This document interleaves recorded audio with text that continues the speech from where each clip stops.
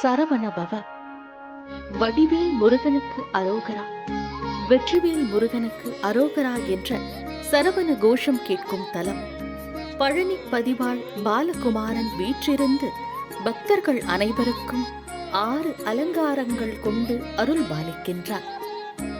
சிவபெருமானின் சாபம் நீக்க அக்னி பகவானும் வாயு பகவானும் திருமகள் திருமாலை அடைய வழிபட்ட தலம்.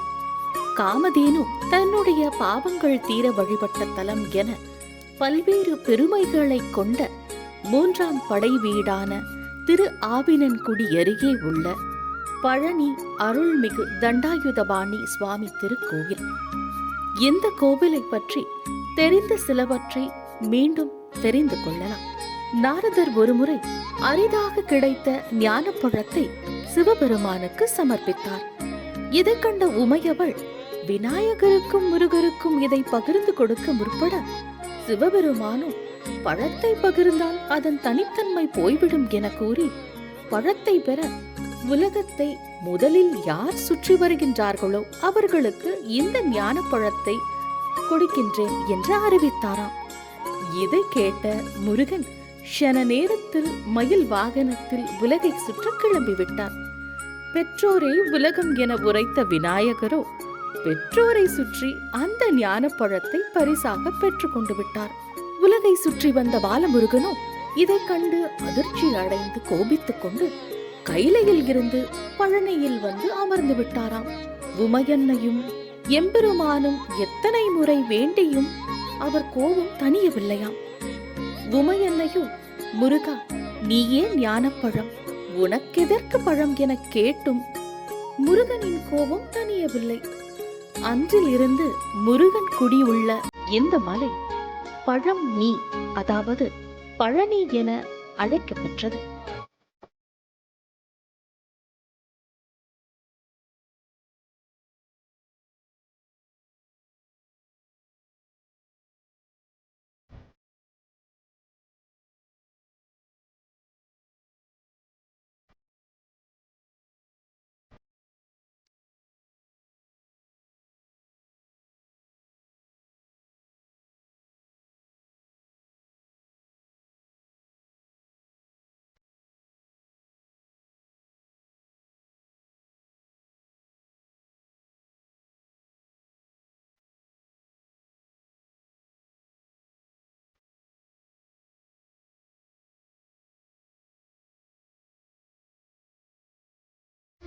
குழந்தையும் தெய்வமும் ஒன்று என்ற கூற்றுக்கு ஏற்றாற்போல் பாலமுருகனான ஐயன் ஞான தண்டாயுதபாணியாக மேற்கு நோக்கி இங்கு காட்சி தருகின்றார்.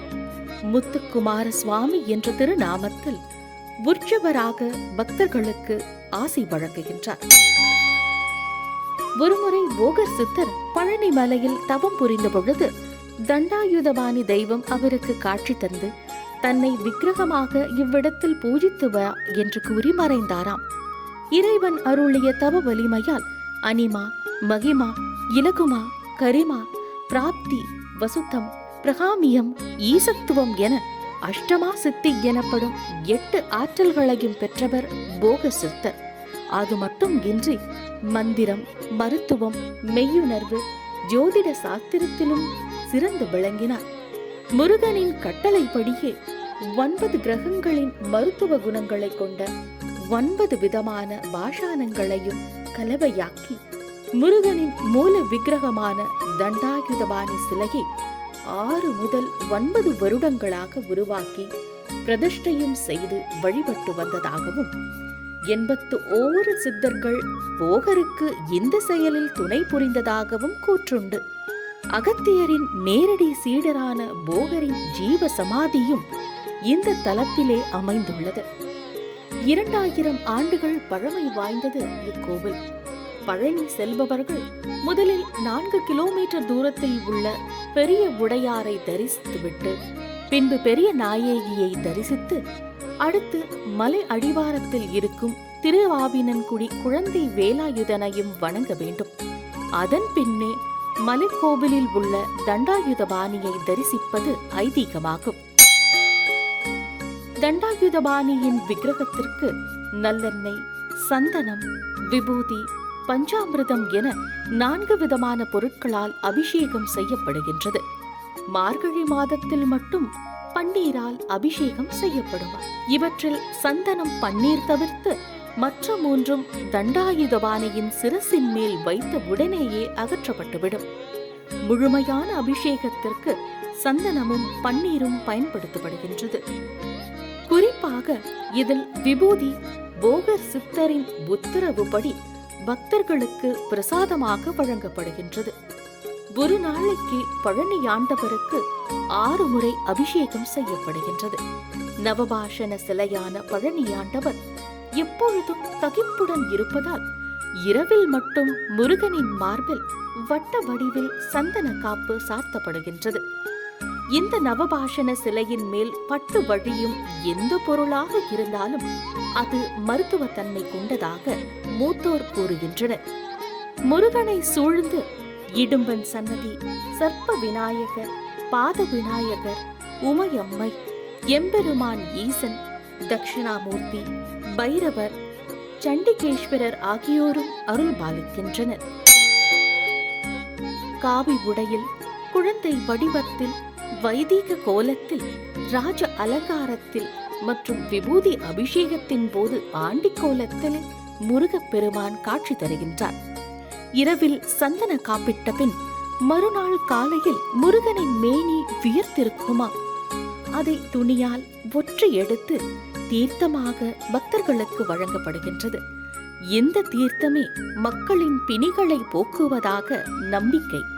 தாய் மீனாட்சி கிளி வைத்திருப்பது போல முருகன் கையில் உள்ள தண்டத்திலும் கிளி ஒன்று காணப்படும். கிளியாக உருவம் கொண்ட அருணகிரிநாதர் மீது முருகன் கொண்ட பற்றினால் அவருக்கு ஆசி வழங்கும் பொருட்டு இதை செய்ததாக கூற்று. பழனி கோவிலின் மற்றொரு சிறப்பு இங்கு வழங்கப்படும் பஞ்சாமிர்தம். இதில் சிறிதளவு கூட தண்ணீர் சேர்க்கப்படாததுதான் இதன் தனித்துவமாகும். தமிழ்நாட்டில் பிரசாதத்திற்கு முதன்முறையாக புவிசார் குறியீடு பெற்ற பெருமை பழனி பஞ்சாமிர்தத்திற்கே உண்டு. சிவாகமம் படி பூஜை நடைபெறும் இக்கோவிலில் தீர்த்தமாக சண்முக நதியும் ஸ்தல விருட்சமாக நெல்லி மரமும் அமைய பெற்றுள்ளது.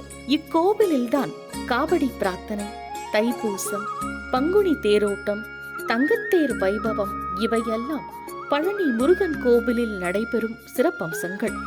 தைப்பூசம், பங்குனி உத்திரம், வைகாசி விசாகம், கார்த்திகை தீபம், சூரசம்ஹாரம் போன்ற உற்சவங்கள் இங்கு வெகு விமர்சையாக நடைபெறுகின்றது. பாடல் பெற்ற தலமான முருகனின் இத்தலத்தை தரிசித்து அவன் ஆசி பெறுவோம்.